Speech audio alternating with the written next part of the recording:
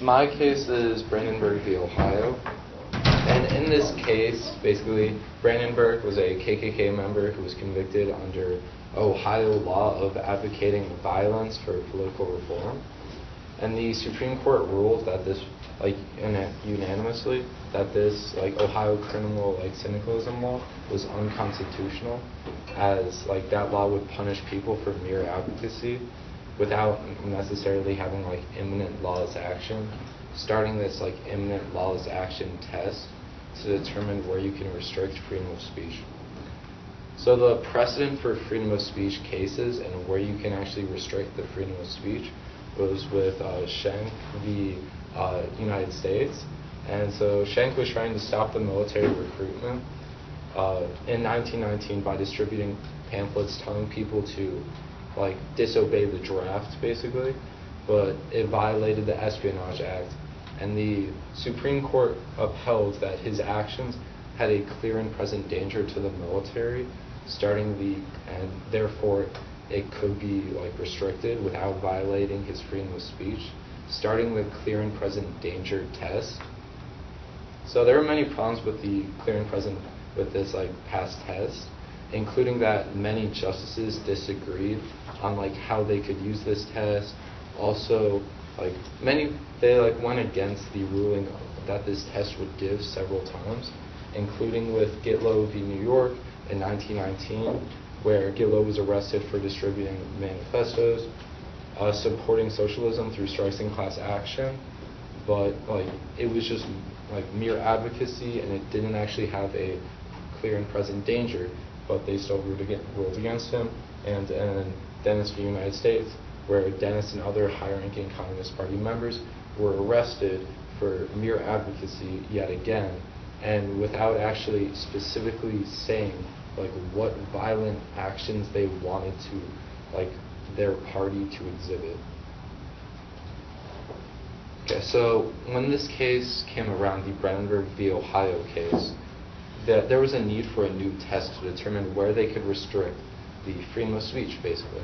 And so they came up with this imminent lawless action test, which basically said that, it took over for the clear and present danger test, and it said that if the speech is trying to or likely to produce imminent lawless action, then it is therefore not constitutionally protected by the First Amendment. So this test has been successfully used several times with Hess v. Indiana, where Hess was arrested for anti-war a college campus demonstration, and for a statement that did not indicate imminent lawlessness. He basically said something obscene and doing this, and they thought that this would create more protest and enrage the protesters more, but it was not intended to or likely to create imminent lawless action. So it's okay. And also the NAACP, National Association for the Advancement of Colored People, versus Claiborne Hardware. In this case, the NAACP had a nonviolent boycott of white merchants, and those merchants sued the organization for money lost.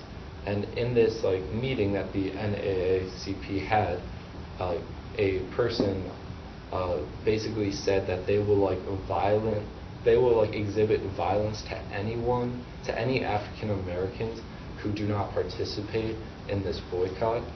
And they found that according to this test, it was constitutionally protected, and he was not able to basically be charged for anything based on it. So the need for such tests comes.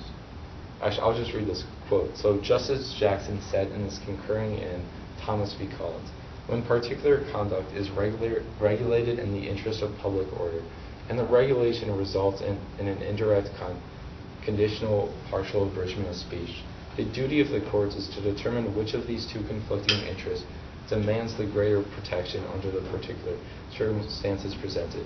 So basically, with all of these tests, imminent lawless action tests, clear and present danger tests, you have to balance two things. Public interest, which is usually creating a more lawful society, and how much you want to basically restrict people's constitutionally protected freedom of speech. Yeah, and so with the balance of two, it's where these tests come out to determine where you can do that. So actually, I have a game about this. So it may be, so basically in this game, we'll be having a conversation, but with rules to what you can say and not say. So everyone starts off with a piece of candy. Take one, pass around. Exactly. Thanks, Jacob. Take one, pass around, and if someone breaks a rule, they'll lose all their candy, and everybody else will receive one extra piece of candy. So we get to know. Yes, the rules of the game are each person has to respond in under 10 seconds and with 2 sentences. And basically what will happen is that one person will start, they'll ask someone else a question. That person has 10 seconds to respond, and they have to do so, and they have to do so in, don't eat it, and they have to do so in 2 sentences. Then that person has to ask a new person a new question. Could you give an example? So an example, like, how are you? I'm doing well, Jacob. Thank you. Exactly. 2 sentences, under 10, and under 10 seconds. And now you ask someone else. Exactly. I have to, What game's a sentence? Like if I say, if you say, how are you doing? And I say, well, I'm doing great. Today is a good day. Like that could be 1 sentence, or it could be 2. I'm just going to say if it's more likely to be 2 sentences, then it's 2 sentences. There's a pause in there. Okay. Exactly. So you want to start or have someone else start? I'll start off with the first question. I'll wait till everyone has a piece. Oh, great. Candy it around. Actually, I'll have to time everyone too. These idiots, is that a word? I think that word applies. Awesome. Will you put your time in? Yeah.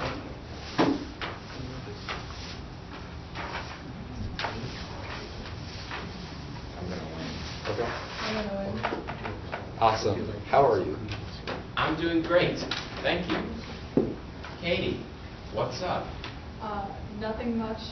How about you? Nope. You're up. Nope. No, you said 1 sentence and then you asked a new question to him back again. You have to ask. So you have to ask a new question, and you also have to ask it to someone new. Okay. And you need 2 sentences. So do I have my candy? Do I need to take one? Do I get Everybody else gets 1 piece of candy. Katie. Hey, Why don't you just dish them out? Yeah, let's speed it up. Yeah, dish them out so we can go quicker. So how do you start the new round? Here. Jacob, you time. You time. You too? When do I start? Okay, now ask me else. That's what's your favorite fruit? I like to eat pineapple.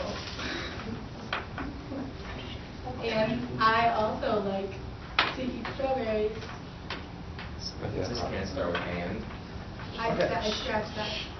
Joey, what is your favorite color?